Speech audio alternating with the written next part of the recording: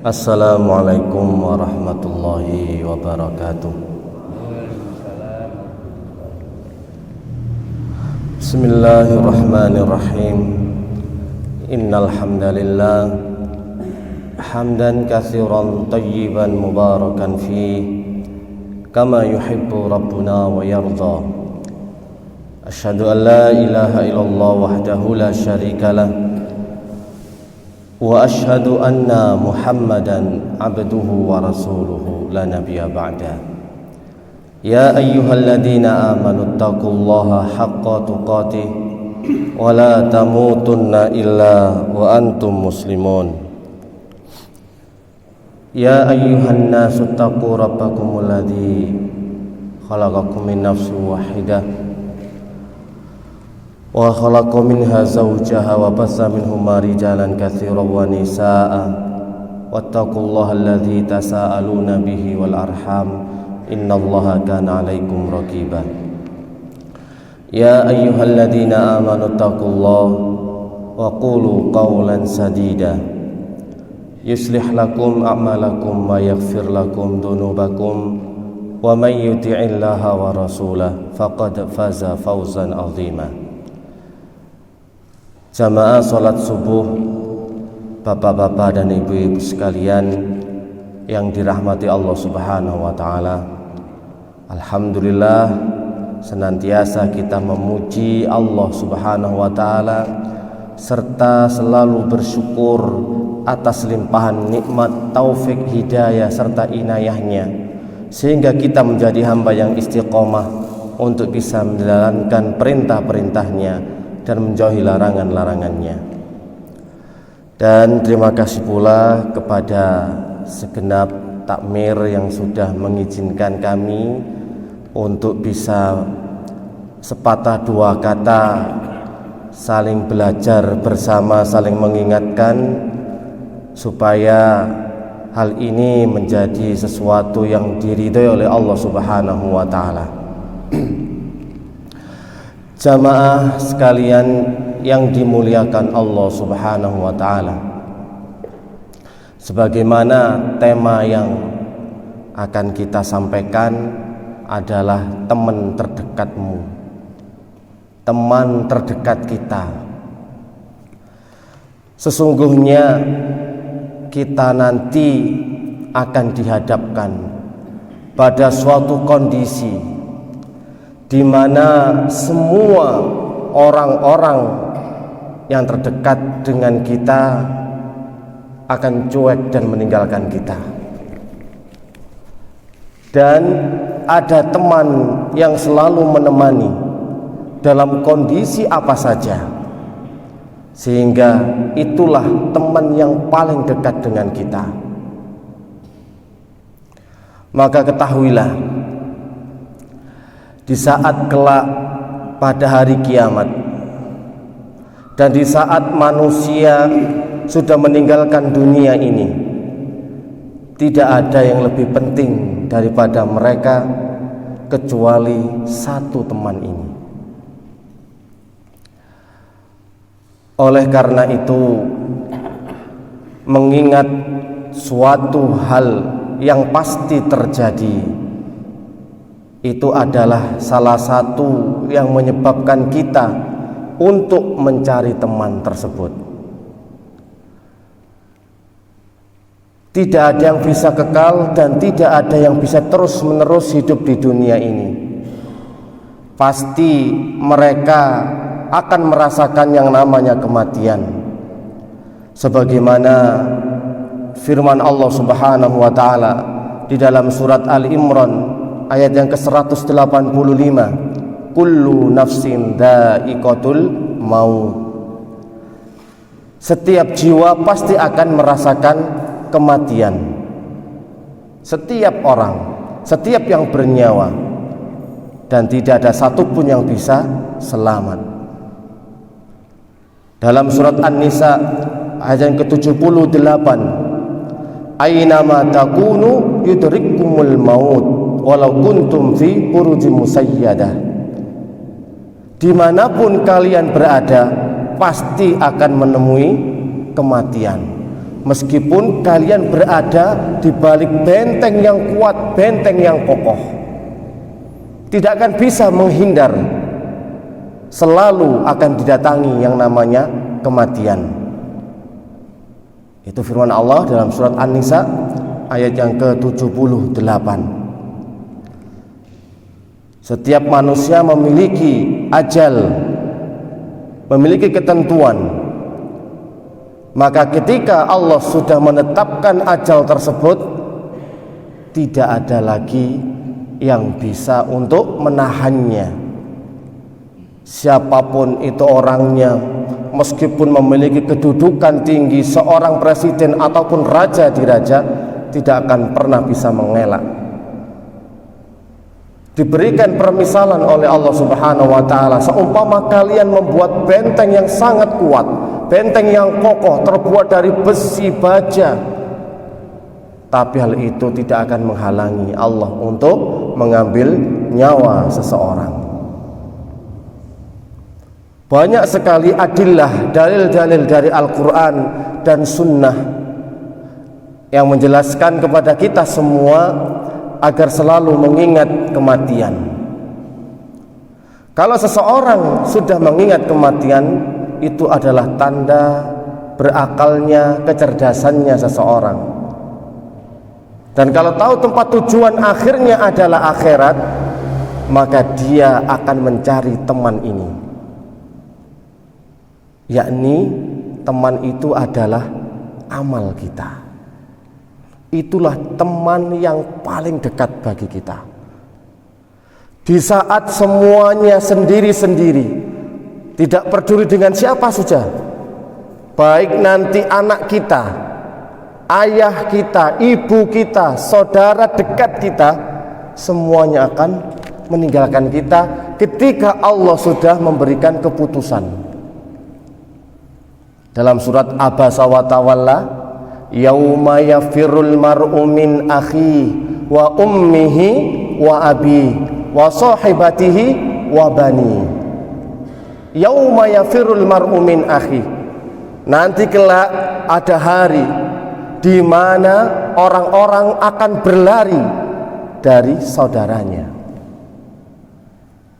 Gak kenal lagi, walaupun di dunia Masya Allah setiap lebaran Idul Fitri datang, menyambung tali silaturahmi, memberikan bantuan uang ataupun makanan ataupun apa saja tenaga.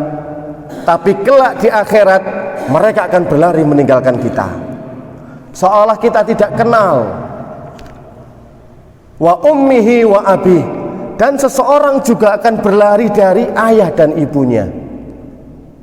Meski ketika di dunia, bagaimana sih sayangnya orang tua kepada anak itu, sampai-sampai satu nyamuk pun jangan sampai menggigit sang anak. Sampai-sampai ketika dia sakit, dia rela untuk bergadang tidak tidur demi sang anaknya, sang buah hatinya. Tapi kelak Pak, di akhirat ketika dihadapkan di hadapan Allah Subhanahu wa taala, mereka juga menghindar. Mereka akan lari dari kita, seolah-olah tidak kenal satu dengan yang lain, padahal di dunia sangat begitu perhatian. Siapa saja yang berani membuat anaknya menangis, dia akan datang, pasti dia akan hadapi orang itu, saking cintanya terhadap anak. Seumpama anak gak bisa bayar sekolah, dia usahakan untuk pinjam tetangga, saudara, kerabat, supaya anaknya bisa tetap lanjut sekolah. Tapi kalau ketika di akhirat di hadapan Allah, sudah tidak bisa lagi, gak berlaku lagi. Kasih sayang itu tidak berlaku. Dia tetap meninggalkan anaknya. Yauma yafirul mar'u min akhi wa ummihi wa abi wa sahibatihi wa bani. Demikian juga istri dan anaknya juga tidak memperdulikan dirinya. Coba bayangkan, istri, orang terdekat dia, teman tidur dia, teman tidur seseorang, yang kalau dia haus, istri pun membuatkan minum. Kalau dia lapar, istri pun memasakkan. Kalau seseorang itu capek, pegel, istri yang memijat. Tapi kelak di akhirat, istri seolah-olah juga tidak kenal. dengan suaminya. Sang anak tidak kenal orang tua pun tidak kenal kepada anaknya. Karena apa? Setiap orang memiliki kesibukan yang dahsyat sekali, sehingga urusan perkara ini bisa melalaikan anak, istri, dan juga orang tua. Kalau bukan perkara yang hebat, kalau bukan perkara yang dahsyat, tidak akan mungkin seseorang itu akan lupa terhadap orang-orang terdekatnya. Meskipun ketika ada banjir, seorang orang tua pasti akan ingat terhadap anaknya. Dia berusaha untuk menggendong anaknya, untuk menyelamatkan dia. Ini masih bisa teringat. Berarti banjir, gempa itu masih kecil dibandingkan satu perkara ini. Sehingga semua berkhianat, semua meninggalkan seseorang dalam keadaan sendiri. Hanya satu yang bisa menyelamatkan. Kenapa mereka sampai lupa, sampai lalai dengan kerabat dan saudaranya? Karena perkaranya besar di hadapan Allah. Mereka harus mempertanggungjawabkan dirinya masing-masing, sehingga tidak sempat untuk memikirkan orang lain. Apakah diriku selamat? Apakah aku akan bisa sukses? Apakah neraka di hadapanku tidak menyambarku? Ataukah amalanku bisa mengantarku ke dalam surga?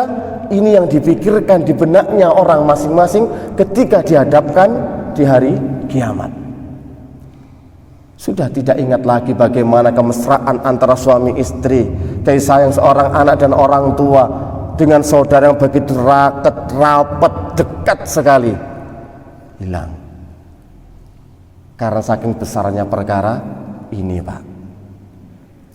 Dan di dalam hadis yang lain, Rasulullah Shallallahu Alaihi Wasallam dari riwayat Bukhari dan riwayat Muslim, yatba'ul mayyitu salatun. Mayit itu diikuti oleh tiga perkara. Farji usnani wa fayabqa wahidun. Yang dua balik, yang satu tetap. Yang mengikuti mayit tiga perkara itu adalah al-mal wa ahluhu dan amaluhu. Harta, keluarga, dan juga amalannya. Dua yang kembali, keluarga dan hartanya. Satu yang tetap, yakni amalannya. Maka yang menemani seseorang ketika sudah dimasukkan ke liang lahat hanya satu. Keluarga gak peduli, meninggalkan. Kerabat, teman dekat, kenalannya, walaupun dia famous fan-nya, orang terkenal, masyhur, ternama, tidak ada satupun pengikut, follower yang mengikuti orang tersebut. Hanya amalannya. Ketika manusia berada di alam kubur, alam barzah, di saat dia sendirian, maka hanya satu juga yang menemani. Siapa? Amalnya.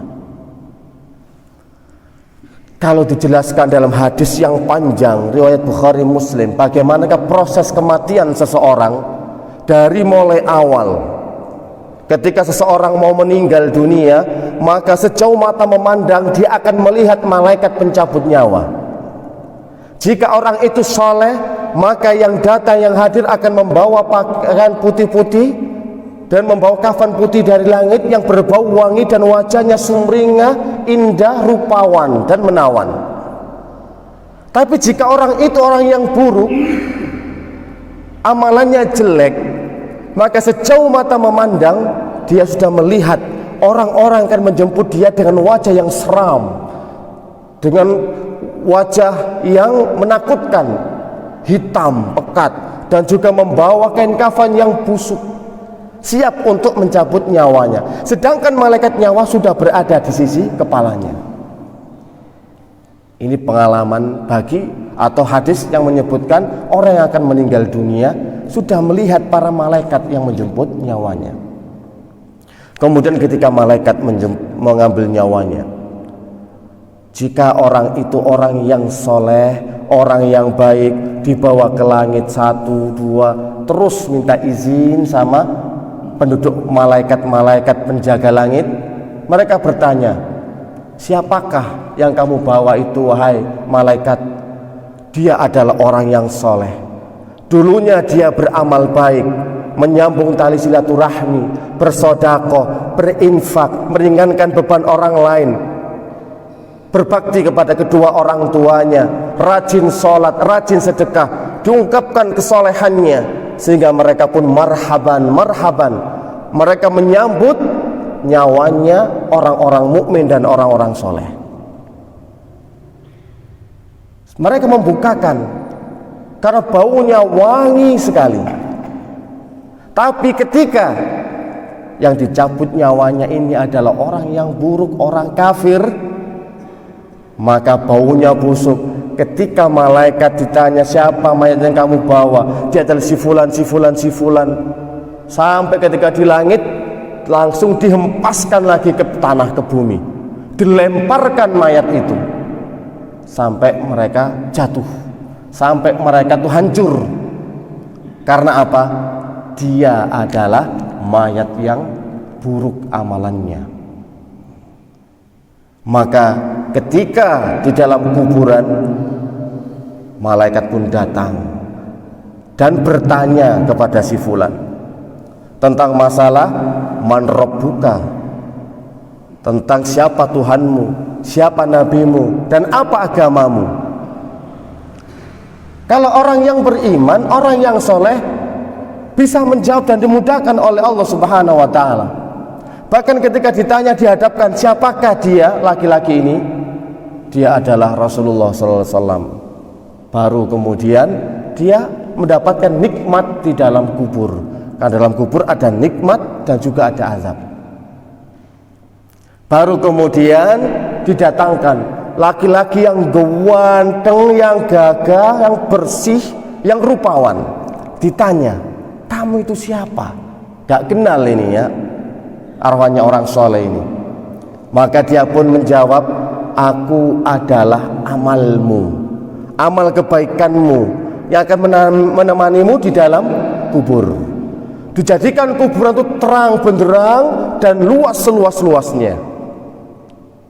Tapi jika arwah nyawa orang itu adalah orang kafir, maka ketika ditanya man rabbuka, nggak tahu. Ditanya siapa nabimu, nggak ngerti. Siapa dan apa agamamu, nggak faham. Maka dia akan dipukul dengan malaikat yang membawa alat besi. Jika dipukulkan, semuanya akan mendengar kecuali jin dan manusia. Tidak bisa mendengar. Sedangkan semua binatang akan mengetahui dan mendengar teriakan penduduk kubur ini ketika ditanya dan nggak tahu. Dihadapkan Rasulullah SAW, mereka pun tidak kenal. Maka kuburan pun akan disempitkan bagi mereka sehingga tulang belulangnya hancur berantakan. Kuburannya pun jadi sempit dan menjadi gelap gulita. Lalu dihadapkan seorang laki-laki yang buruk, yang menyeramkan, yang menakutkan. Ditanya, siapa kamu wahai si fulan? Aku adalah amal keburukanmu yang akan menemanimu sampai hari kiamat. Coba bayangkan, di dalam kubur pun tidak ada yang bisa menemani kecuali amal kita. Tergantung. Kalau amal kebaikan, dia menjadi teman yang baik, orang yang berwibawa, yang ganteng, yang menyenangkan, yang enak dipandang mata. Tapi kalau amal itu buruk, sama. Yang menemani kita adalah sosok orang yang beringas, kejam, menyeramkan dan menakutkan. Itu secara singkat. Sehingga ternyata di dalam kubur pun ketika seseorang sendirian di sana, tetap yang jadi teman setia adalah amal. Masya Allah, betapa pentingnya amal berarti bagi kita. Kalau seseorang sudah mengingat bagaimanakah proses kematian, bagaimanakah huru hara hari kiamat, bagaimanakah nanti yauma yaqumul hisab, di hari di mana akan dibangkitkan hari kiamat dan juga akan ditimbang amalannya satu persatu, baru mereka mencari satu ini yang bisa menyelamatkan, yakni amal kebaikan mereka. Dalam satu lagi hadis yang lainnya, idza mata ibnu adam in qata'a amaluhu illa bisalasin. Apabila anak Adam itu meninggal dunia, maka terputuslah semua amalannya kecuali 3 perkara. Pertama, al ilmu yuntafa'u bih, ilmunya yang dia berikan, yang dia amalkan, amalan solehnya dia. Ilmu dan amal inilah yang akan masih bisa bermanfaat. Shadaqatun jariyah. Dan yang ketiga adalah waladun soleh yad'ulah, anak soleh yang mendoakan kedua orang tuanya. Jadi tetap yang bisa terus nyambung itu adalah ilmu amal kita. Oleh karenanya, jamaah subuh yang dirahmati Allah Subhanahu wa taala, pentingnya kita untuk selalu mengingat kematian. Karena dengan mengingat kematian, hati seseorang itu menjadi lembut, menjadi lunak. Akan muncul kecerdasannya dan bimbingan dari Allah Subhanahu wa taala. Salah satu yang menjadikan seseorang itu bisa mempersiapkan hari-harinya yang akan datang, dia berusaha bekal yang terbaik yang dia jadikan sebagai teman ketika dihadapkan di hadapan Allah Subhanahu wa taala. Maka yang termasuk apabila seseorang banyak mengingat kematian adalah sebagaimana hadis dari Rasulullah sallallahu alaihi wasallam, aksiru dzikra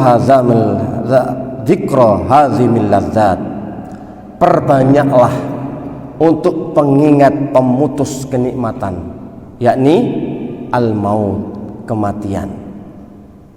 Fa innahu lam yadhkuruhu ahadun fi dhaiqin al-'aish illa wasa'ahu.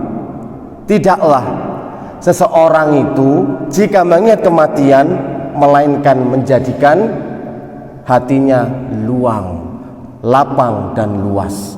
Ketika seorang dihadapkan dengan kesempitan berbagai macam masalah di dunia ini, kalau dia ingat mati, maka itulah yang terberat.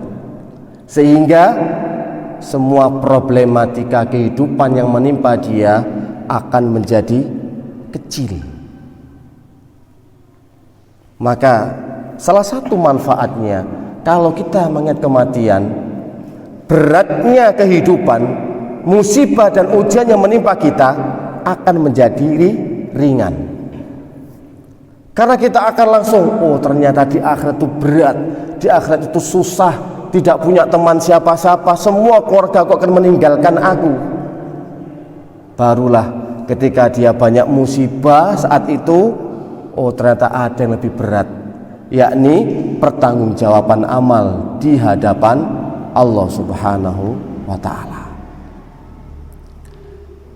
Fi dhaiqi minal 'aish illa wasa'ahu. Jadilah kehidupannya lapang, ringan. Saabot-abote perkara musibah sak sumpek-sumpeke, Pak. Iku nek wis kena mati buyar. Walah sik lali yo mati. Sudah. Dan kebalikannya, jika seseorang istiqomah untuk mengingat kematian, wala dzikru fi si'atin illa dhayyaqaha alai. Apabila dia dalam keadaan lalai menikmati nikmat dan lezatnya kehidupan ini, maka dia akan segera berhenti.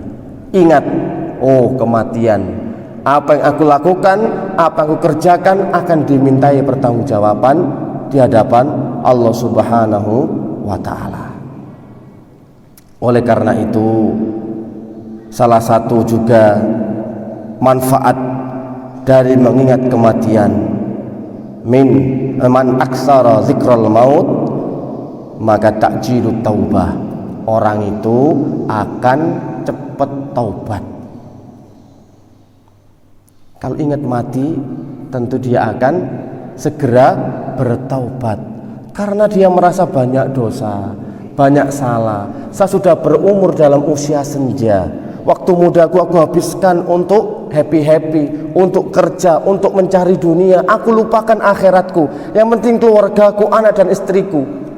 Sekarang di usia senja, tidak ada lagi dulu kesempatan untuk mondok ke pesantren, belajar agama lebih tekun. Maka dia pun bertobat kepada Allah. Ya Allah, ternyata dulu aku banyak sekali lalai, banyak sekali ibadah-ibadah yang aku tinggalkan, sholat malam, puasa Ramadan, dan banyak lagi ya Allah. Maka menuntut seseorang untuk segera bertaubat. Kemudian qanaatul qalbi, orang itu kalau sudah mengingat kematian akan menjadikan hatinya qanaah, wis nrimo ing pandum, jek lali ujung-ujunge ya wis mati. Jadi qanaah, Pak, dan semangat dalam beribadah. Jadi orang kalau ingat mati, ingat akhirat, ingat perjumpaannya dengan Allah Subhanahu wa ta'ala, jadi menjadikan dia segera bertobat, menjadikan hatinya qanaah, menerima ridha terhadap ketentuan Allah Subhanahu wa ta'ala. Sesengsara orang ketika di dunia, kalau tahu balasan kelak di akhirat, maka dia akan lupakan itu, Pak, kalau ingat mati. Karena kan testimoni, ada seorang hamba ini, Pak, dari kecil sampai tua enak tok terus, gak pernah soro belas gadas, titik gak pernah soro, yo gak kena ujian, pokoknya uripe ongko songo, Pak, wis sempurna, perfect. Ternyata, Pak, seumpama ini, Pak, dicelupkan satu celupan di neraka, selep, langsung dentas. Kemudian ditanya, hai fulan, bagaimana pendapatmu? Apakah pernah kamu mendapatkan kenikmatan sebelumnya? Wallahi, demi Allah, tidak pernah ya Allah. Tidak pernah aku merasakan kenikmatan. Padahal dari kecil sampai tua tidak pernah soro, gak pernah sengsara. Yang ada hanyalah kenikmatan-kenikmatan di atas kenikmatan. Tapi semua kenikmatan yang ada di dunia ini, ketika dicelupkan dengan satu celup neraka, semuanya akan hilang, musnah, sirna, tidak membekas sedikit pun.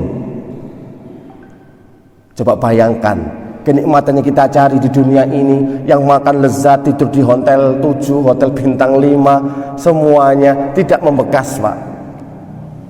Masakan sampai apa yang paling enak tidak membekas.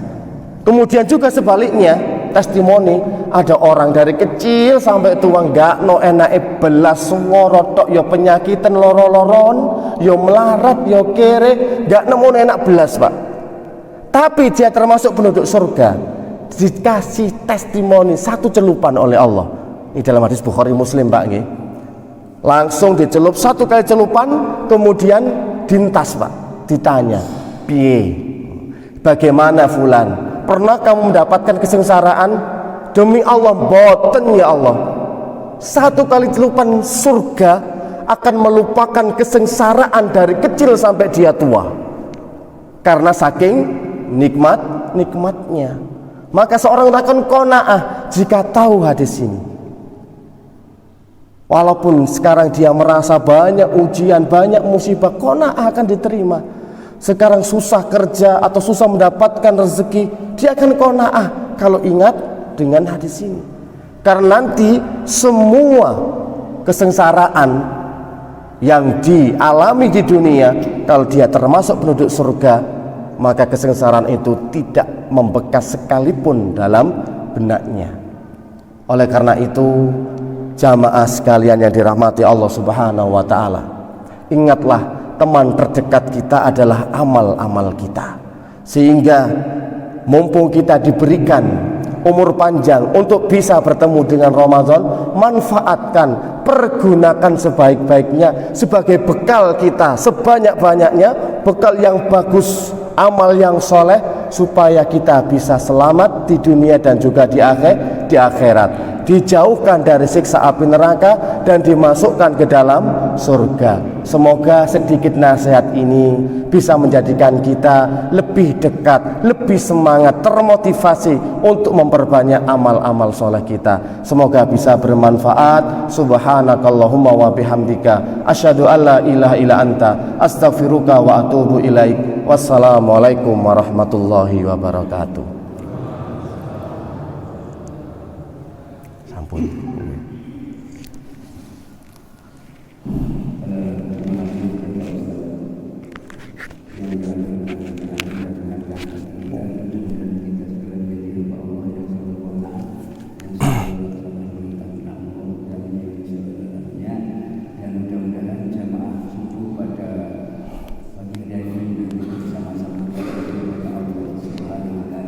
Amin. Yang kedua, dan mohon itu untuk kegiatan kuliah subuh nanti jangan Jumat kalau bisa hari Sabtu kembali pada tahun kemarin. Mungkin demikian, sekali lagi kami terima kasih. Mudah-mudahan langkah kita dari rumah sampai masjid dicatat oleh Allah Subhanahu sebagai amal soleh. Amin. Mungkin ada pertanyaan ada. Oh, gak ngerti. Antum gak ngomong. Ini monggo yang itu ada pertanyaan. Oh, nggih pun monggo. Monggo. Oh, mboten enten ketinggalan. Monggo Pak. Oh, nggih. Bismillahirrahmanirrahim. Assalamualaikum warahmatullahi wabarakatuh. Mas Aldi. Waalaikumsalam warahmatullahi wabarakatuh. Mas Aldi. Nggih. Yang bertanya dapat hadiah buku, Pak. Kami ingin bertanya tentang masalah perbuatan syirik, Pak Ustaz. Jadi begini, kami dulu sering kalau sudah menghadapi keluarga atau istri, sering kalau sudah sakit, kemana-mana sudah ke dokter, sudah normal, sudah, tapi itu kemudian tidak sembuh-sembuh, larinya ke Orang pinter. dukun atau wabib atau bagaimana. Itu nanti dari sana dikasih Nggih. jampi-jampi atau medianya itu berair. Nggih. Nggih, nggih. Nanti mengisinya itu apa pakai bacaan ayat Al-Quran atau apa, saya juga kurang tahu. Nggih. Yang kemudian kadang-kadang itu kita kalau mau istilahnya ngegoyongan itu kadang-kadang kita tanya kepada orang tersebut, tanya kapan hari yang baik dan tanggal dan bulan tahun. Terus kemudian dari sana dijawab, kalau ingin goyongan sana Pak, kalau ke arah barat jangan, itu karena logonya itu ada. Logone mangap tambah entek, Pak. Terus kemudian itu Pak, apakah seperti orang mau pesta perkawinan, membuat rumah, itu tanya hari dan tanggal itu, apa itu termasuk perbuatan syirik atau tidak?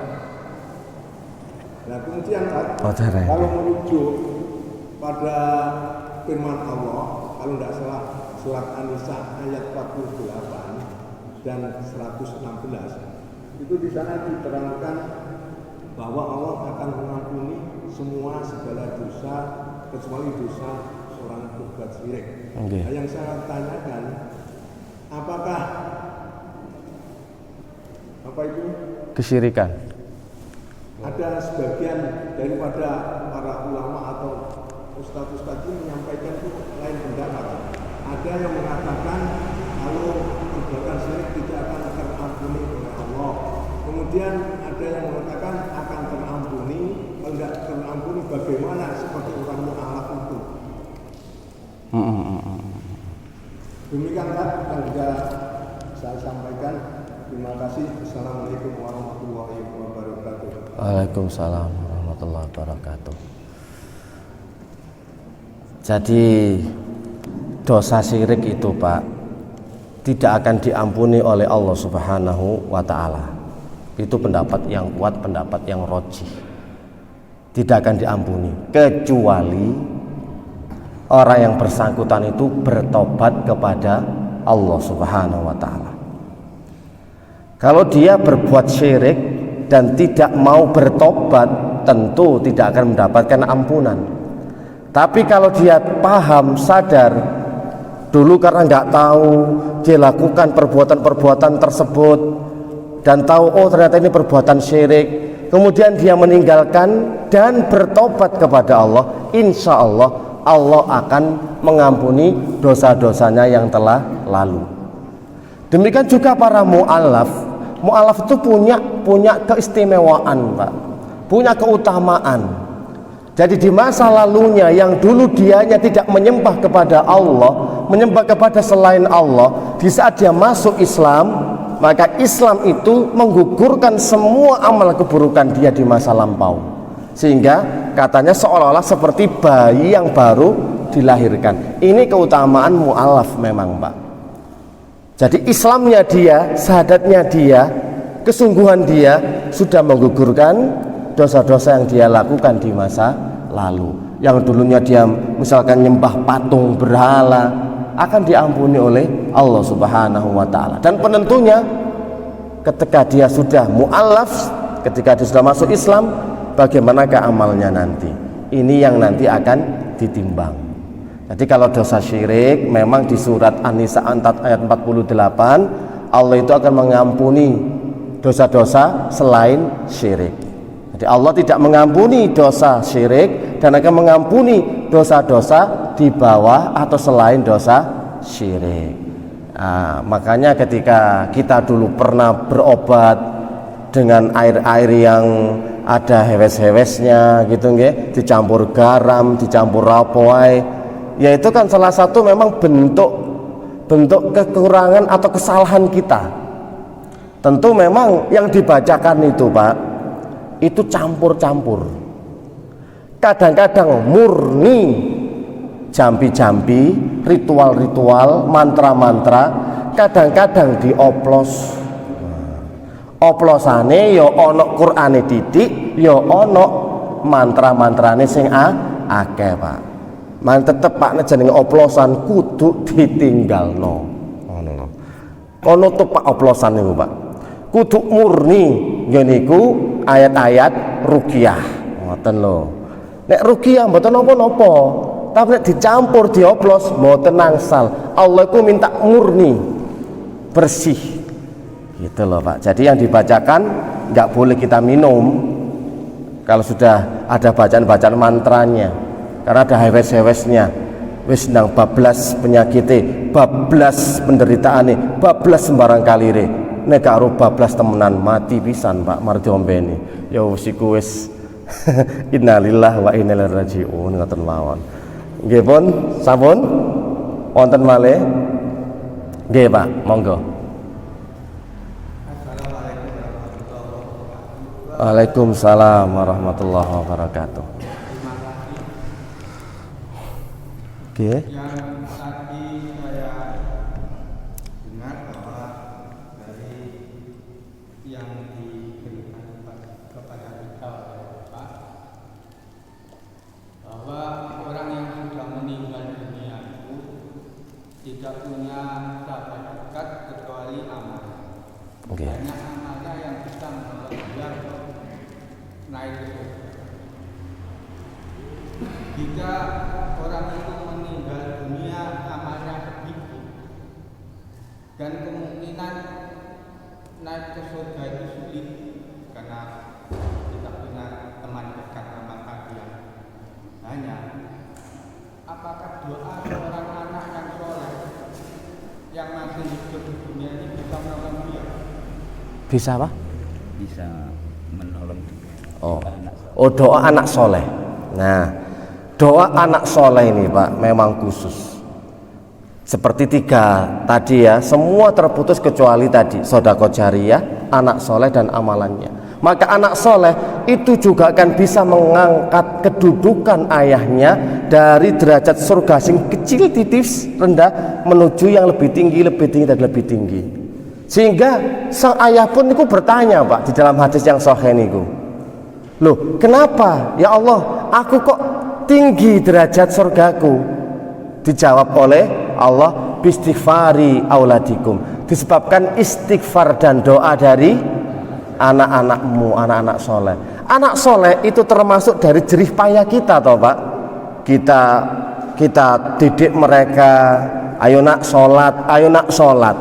Itu makanya tetap buah hasil dari kerja keras kita.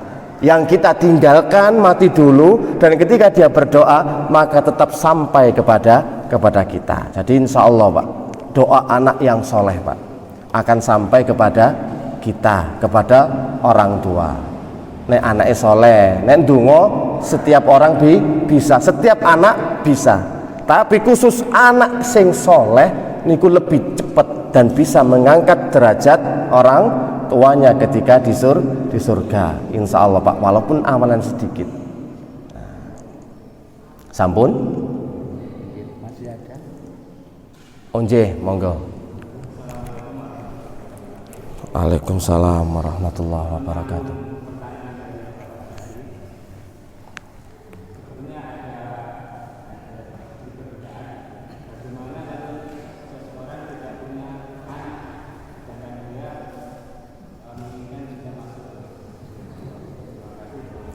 Beribun. Tidak punya anak bagaimana? Berarti nggak dapat kiriman dari anak soleh. Oh. Kalau dia nggak punya anak, otomatis nggak dapat kiriman dari anak soleh Pak. Nah, sinten sing ngirim? Padha karo jenengan teng Sabin lho. Butuh kiriman dikirim panganan. Kan duwe anak sopo sing ngirim panganan iki? Ngoten lho. Ya, kita berharap dari istighfarnya orang-orang mukmin Pak nggih. Nanti kan ada syafaat orang-orang mukmin. Semoga saja nyampai. Jadi kalau nggak punya anak ya kemungkinan kecil untuk bisa mengangkat derajat kita di surga kelak, di akhirat kelak. Ya makanya memang itu ujian juga. Mungkin Allah akan memberikan derajat pahala yang tinggi ketika seorang itu diuji nggak punya anak dan dia bersabar. Itulah ya. Kalau memang nggak punya anak dia bersabar, insya Allah itu merupakan bentuk ujian. Karena namanya orang berumah tangga, menikah, itu nggak ada lagi tujuannya kecuali ingin mendapatkan keturunan, ingin mendapatkan anak sebagai buah hati. Bagaimana sih orang nggak stres ketika mereka belum dikaruniai seorang anak? Itu ujian terberat memang Pak bagi orang tua. Kalau dia mau bersabar, mengharap pahala di sisi Allah Subhanahu wa taala, maka bentuk ujian tadi juga bisa menjadikan besar pahalanya di sisi Allah Subhanahu wa taala. Tinggal 2 Pak. Monggo, siapa lagi? Gimana mungkin? Nggih. Wis tanglet ngawur mawon lho Pak, pokoke takon Pak. Ngoten. Ustaz griyane pundi ngoten mawon kan angsal nggih. Sampun? Nggih pun nek ngoten nek mboten wonten. Semoga pun bisa bermanfaat. Kula akhiri, assalamualaikum warahmatullahi wabarakatuh. Nggih, monggo. Nggih, monggo. Pun sampean beto mawon setunggal malih kalih sinten nggih.